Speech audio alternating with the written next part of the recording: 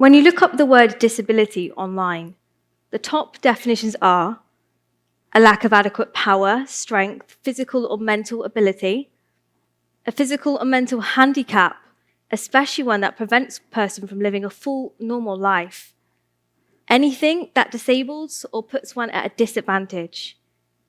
Even two of the synonyms for the word disability are incompetent and incapable. Well, then by these definitions, I wouldn't label myself as having a disability.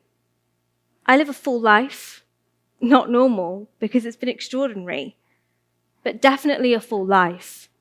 I've never allowed or considered myself to be at a disadvantage, and I certainly wouldn't say that I'm incapable. What disables me is people's perceptions because of definitions like these and places adaptations. People tend to diss my abilities because they don't know any different, and that shouldn't be the case nowadays. People's perceptions need to change to eliminate these limitations. I've faced comments my whole life about how I can't do things.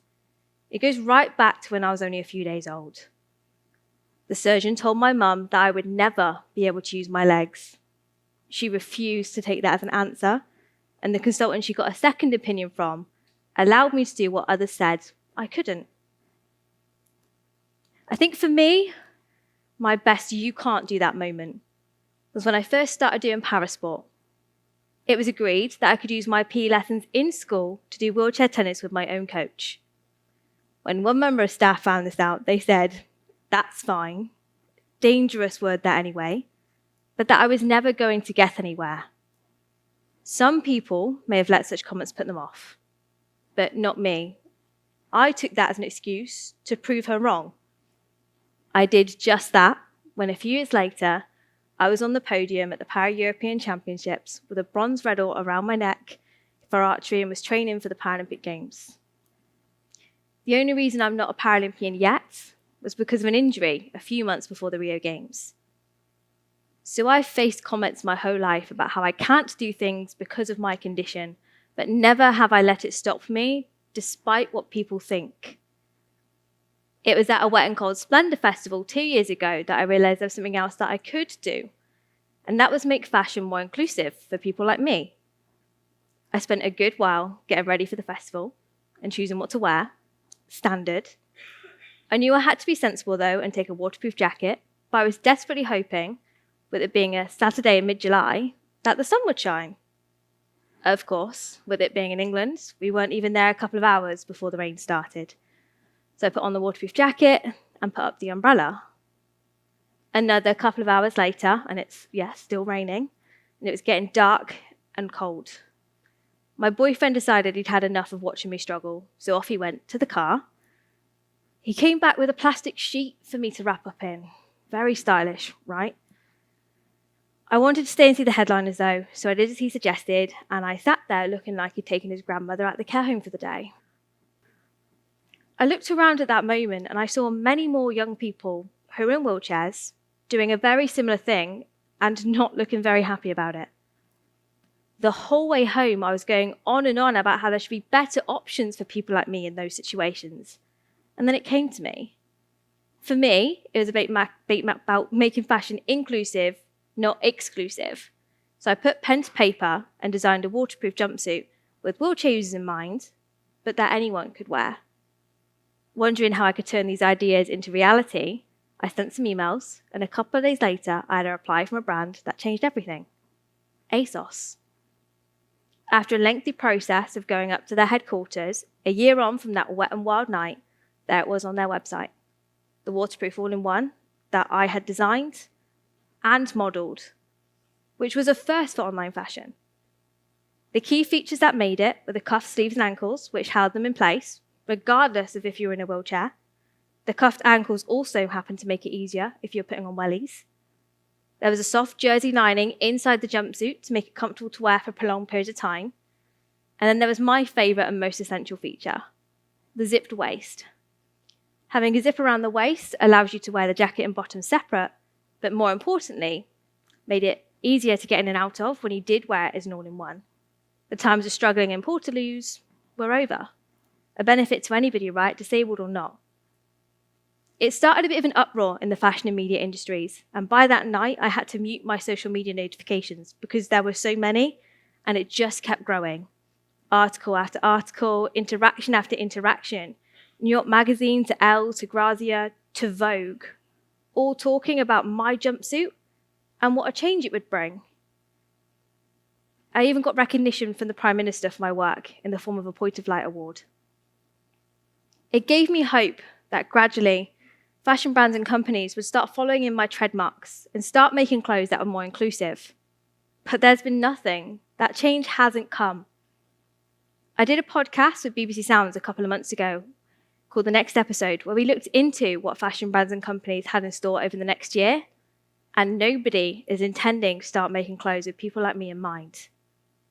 All this talk of the purple pound, and yet we can't find clothes that are comfortable to wear, and we can feel confident wearing too. Wondering what I mean by the purple pound? That basically refers to the spending power of disabled households. The number of disabled people in the UK is increasing. In 2014, the figure was 11.9 million, and now it's almost 14 million. So if the number of disabled people in the UK is increasing, then so is their spending power.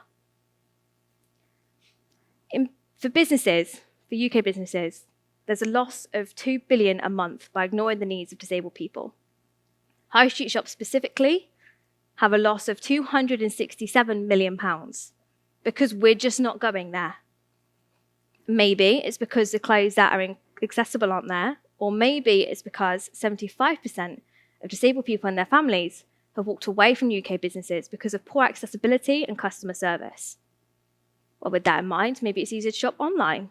That tends to be fairly accessible, right? You click a few buttons, you try it on at home, and you send it back if it doesn't work. That can be easier whether you are disabled or not. Yet estimates show that 73% of potential online customers face barriers on more than a quarter of the websites that they visit. Taking average per head, the estimated online spending power of disabled people is over 16 billion, though. Now, I know I'm saying there isn't any inclusive clothing out there, but there are some brands that have started doing this, but at quite a cost. I know I'm saying there's a huge spending power within the purple pound, but the average monthly living cost of somebody with a disability is £550 more than somebody who isn't. So designer clothes aren't an option for many disabled people. Enough with the statistics. That should be enticing for the fashion brands, but it's not what's important to me. Although I want to reboot things, I just want to reflect on something for a minute.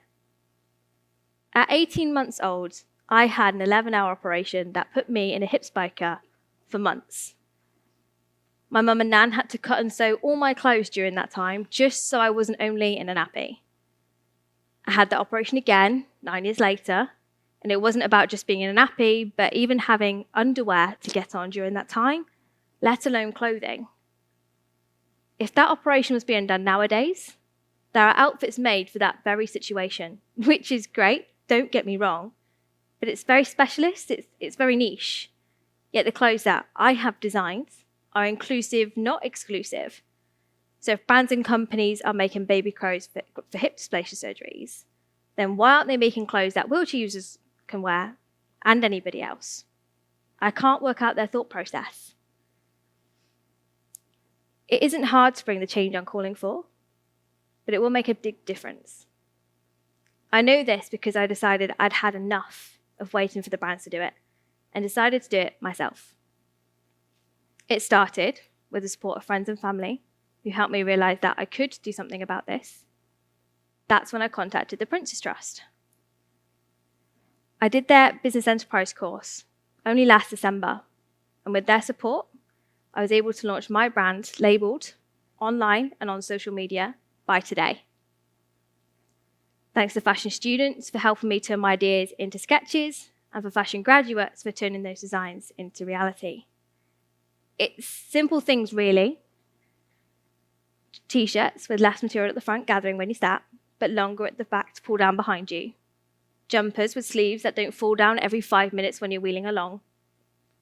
Jeans with a soft, comfortable, elasticated waistband for comfort when you sat down. and pockets on the sides that you can actually use when you're sat down too. This is just the start. And thanks to one amazing fashion graduate, Lisa, who wants to dedicate her work to doing the same thing as me, we have started to turn some of these designs into prototypes within only the last few months.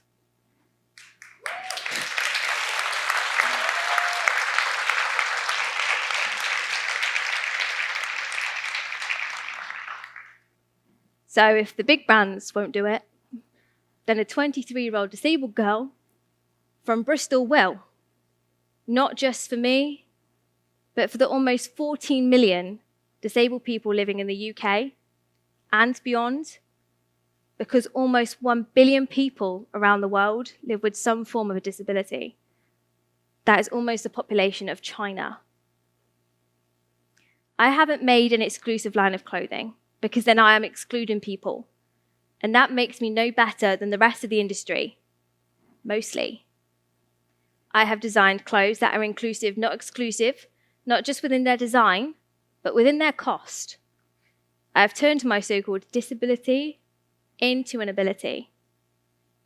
Within the space of a year, my concept has been supported, and only within the last few months started to be created.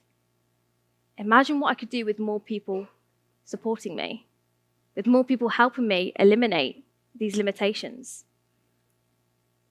So to all those people over the years who said to me, because of my disability, I can't do things, it is time to stop dissing my abilities. I am capable of doing the things you said I couldn't, and more. Maybe not the normal way, but there's always a way. I am changing people's perceptions, and I am eliminating limitations. So why can't you? Thank you.